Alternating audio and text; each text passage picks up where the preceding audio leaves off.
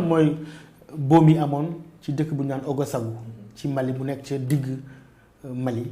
lu jar a taxaw seetlu bi coow li amee ñi naan génocide la ñi naan élimination population et cetera man leen yaakaaruma ni am na benn problème boo xam ne jëm na ci waaso wala xeet bu opposé Dogon ak Pël man dem naa fa di ko dalee Sévaré Mopti Amdalaay Ségou Bandiagara Degembéré cercle de Fatoma yàgg naa fa est-ce que xam nga ni Dogon yi lu ñuy làkk Dogon yi Pël la ñuy làkk donc amul problème waaso boo xam ne moo leen opposé. Deuxième chose fi nga xam ne yaakaar naa ci ku nekk Pël lu am solo ci yow mooy barab bi nga xam mooy grotte El Hadji Omar Tall bi nekk ci Degembéré est-ce que xam nga ñu koy garder ay Dogon de siècle en siècle de génération en génération. beneen affaire bi kon mbir mi kon lan la est-ce que affaire ethnicisme la comme ni ko médias occidentaux yu bëgg a defee pour gën a mën a taal wala yokk xam mbir mi wala yeneen problème la mais yaakaar naa beneen problème de gouvernance sécuritaire la nan la nu ñu fexee ba loolu am Mali mooy suñu mbokk sàmmkat yi ak mbokk baykat ku ne xam na ni sàmmkat ak baykat ki yàgg naa ruur tuuru keneen ki toolu keneen ki loolu rek la demee mi ngi mel ni comme Hutu ak Tutsi ñooy làkk benn langue bu ñuy làkk kee baykat la kee sàmmkat la loolu bu ñu deful ndànk dinañ ko xam ba ci wàllu xeet ak waaso te àggul foofu benn bi mooy ku ne xam na ni wàllu pâturage wàllum bétail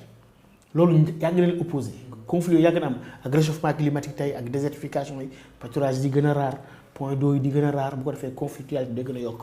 ça c'est la première chose beneen bi mooy bi nga xamee ni bëj gànnaaru Mali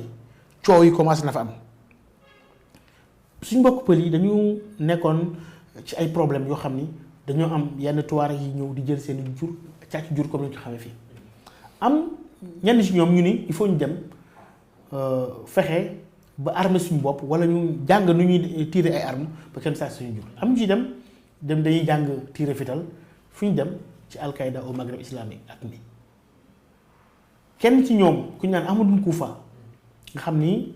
moom ci ñooñ la bokk bi mu ñibbisee mu ni mbir mi léegi kon naa fexe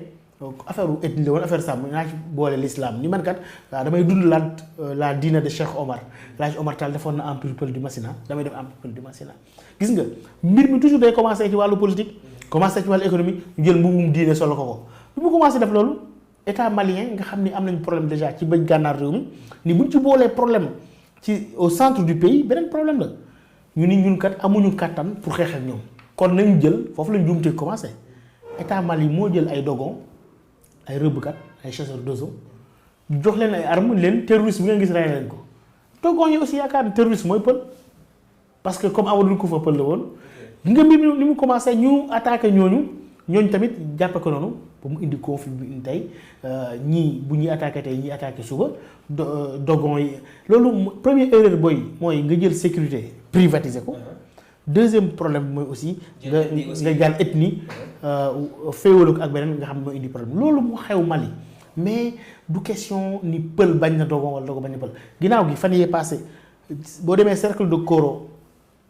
sama ay ñu ma xam foofu ñoo xam ñu ngi dund foofu def nañ temps yi benn réunion bu am solo mooy jeunes yi nga xam ñooy jeune dogon yi ak jeune pël yi daje nañ ci centre social bu Mopti def benn réunion ni ñoom ñoo bokk Mali ci jàmm lañ bëgg a dund donc yaakaar naa loolu mooy constante bi en Afrique yéen yëpp xëy na am na xëy na yenn agenda yu def ginnaaw wala am na ñenn ñoo xam ne bëgg xam. en résumé le terrorisme dans la sous-région occidentale ñoom ñoo koy gën a mën ñoom ñooy gën a andi problème bi au niveau de comment dire de la sous-région. mënu ma ko waxee noonu parce que aw ma preuve xam nga gëstukat soo ko laajee mun la bu indee les faits. ci fait lay basé wu mais du basé wu ci ay conjecture li ma mën a wax mooy c'est vrai que soo xoolee France mi nga xam ne intervenir na ci bëj gànnaaru Mali muy jël opération Serval ba nga xamee ne bëj gànnaaru réew mi am na problème armée malienne dem fa ñu rendi fa 200 jeunes à Aguelhok njiitu réewu Mali woo France leen bëgg ngeen dim moom moo woo France bi ñu ñëwee ñu ni opération Serval ñu ni dañu ñëw pour libérer Mali dàq ñi nga xam ñooy terroristes yi fa nekkoon man leen bu ngeen continuer rek opération militaire fajul problème bi parce que terrorisme am na ci loo xam tam ci xel lay nekk ci xel lay màgg kenn mësul gis idéologie boo xam ni fetal mën na koo rey da ngay rey borom idéologie bi continuer di dund kay ana Ben Laden nekkatu fi waaye lam doon xalaat am nañu koy xalaat ba léegi ñu continuer ci option militaire dem ba nga xam ni nekk échec bi mooy tey ñoom dañu woon dañuy dem ci bëj gànnaaru Mali pour dàq fa terroriste yi tey terroriste dañoo gën a multiplier wu non seulement bëj gànnaar mais tamit digg réew mi aussi ba laal Burkina Faso te gis nga bi Amadou Koufa commencé problème boobu ñu ni ñi kat ay pël lañu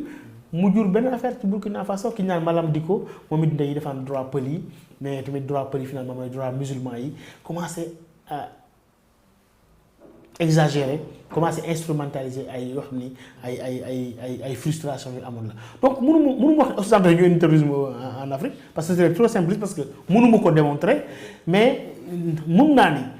moyens yi ñu jël pour xeex terrorisme aussi du moyens yi gën a efficace fii nga xam ni Afrique la am na ay réalité am na benn sëriñ bu ma dajeel